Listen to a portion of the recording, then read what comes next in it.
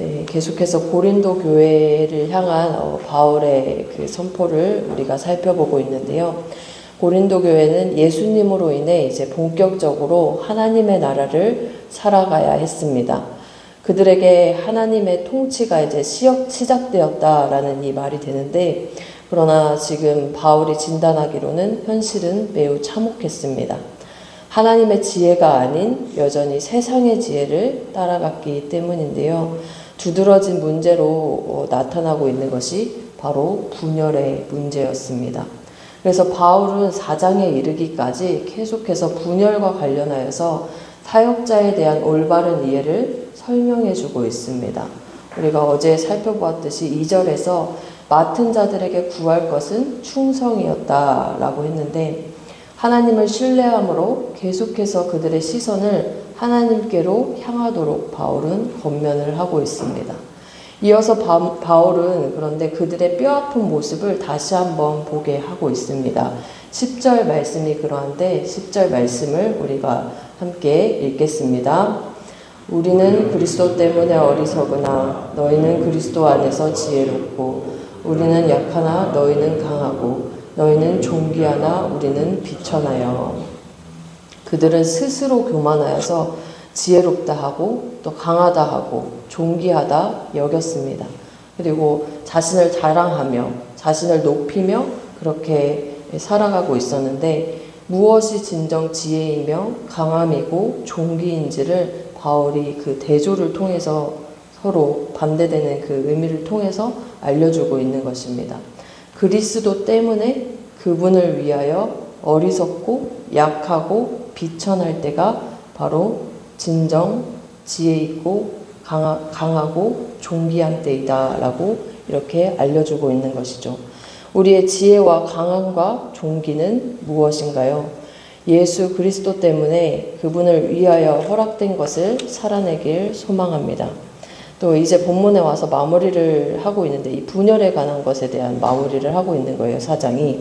바울이 지금껏 이렇게 때로는 강하게 질책도 하고 또 바르게 이야기를 했던 이유, 권면한 이유를 14절에서 말씀해 주고 있습니다.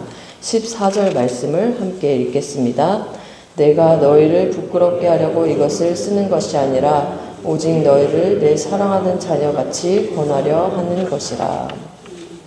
바울의 마음이 여기에 담겨 있습니다. 바울은 그들을 아버지의 마음으로 지금 권면하고 있습니다. 여기에는 사랑이 전제되어 있다라는 것이죠. 사랑이 없으면 한 귀로 듣고 한 귀로 흘려보내고 싶어하는 잔소리에 불과할 수도 있기 때문입니다. 그러나 그에게는 사랑이 있었습니다. 바울은 잘못된 길로 가고 있는 그들로 인해 마음이 아팠습니다. 그래서 끝까지 포기하지 않았는데 결국에는 그들이 바른 길로 나아가기를 간절히 원했습니다. 15절 말씀도 함께 읽겠습니다. 그리스도 안에서 1만 스승이 있으되 아버지는 많지 아니하니 그리스도 예수 안에서 내가 복음으로써 너희를 낳았음이라. 바울은 고린도 교회에 예수 그리스도 안에서 복음을 전함으로 그들과 생명의 관계를 이루었다 선포합니다. 물론 스승도 너무나 중요하죠. 가르치는 일을 하고 올바른 길을 알려주기 때문입니다. 그런데 더 나아가 바울은 자신과 그 고린도 교회의 그 성도들의 관계를 아버지와 자녀의 관계로 두고 있습니다. 아버지는 결코 그냥 말로서만 이렇게 가라 말할 수 없는 그런 존재인 것이죠. 낳았다라는 이것은 생명을 나누었다라는 말입니다. 자녀는 또한 부모를 닮기 마련입니다. 바울은 그러한 점에서 이어서 16절에서 이렇게 말하고 있습니다. 함께 16절 말씀도 읽겠습니다. 그러므로 내가 너희에게 권하노니 너희는 나를 본받는 자가 되라. 무엇보다 그가 전하는 말씀의 가르침과 또 그 가르침을 실천하는 모습을 본받으라 라고 이렇게 이야기를 해주고 있는 것입니다. 즉 예수 그리스도만 나타내는 삶, 이것을 계속해서 요청하고 있는 것이죠. 이것은 현재 명령형입니다. 한 번이 아니라 예수 그리스도를 나타내는 그 삶을 살아라 하는 이 권면이 한 번이 아니라 지속적으로 너의 삶에 계속해서 그렇게 할 것을 촉구하는 것입니다. 말씀을 읽으면서 이 부분에서 저는 소망을 하나 가져보게 되었는데요. 이곳에 모여있는 우리, 이 새벽에 나와서 함께 말씀을 듣고 또 기도하는 우리가 이러한 역할을 감당하기를 축복합니다. 한 사람 한 사람이 주변에 선한 영향력을 끼치는 본받을 자가 되기를 소망합니다. 바울처럼 우리도 그렇게 말씀에 가까이 나아가고 말씀을 지켜내며 말씀을 살아나며 또 말씀 속에 있는 예수 그리스도를 나타냄으로써 주변에 본받는 자가 되는, 그래서 본받을 자로 서는 우리 모두가 되었으면 좋겠습니다. 우리의 마음에 아버지의 심정이 그렇다면 가득 채워져야 하겠죠. 그 마음을 먼저 채워달라고 기도하며 또 사랑을 통하여서 그렇게 많은 이들에게 선한 영향력을 끼치는 우리 모두 되길 소망합니다.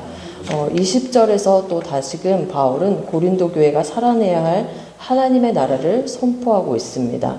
하나님의 나라가 어떠한지 20절 말씀을 함께 읽어보겠습니다. 하나님의 나라는 말에 있지 아니하고 오직 능력에 있음이라. 아멘. 하나님의 말씀이 기록으로만 남겨진 것이 아니라 사건이 되어 일어났듯이 하나님의 통치는 우리의 삶 속에서 현재 이루어지고 있습니다. 예수 그리스도가 찾아오심으로 우리에게 그 나라가 역시 찾아오게 되었습니다.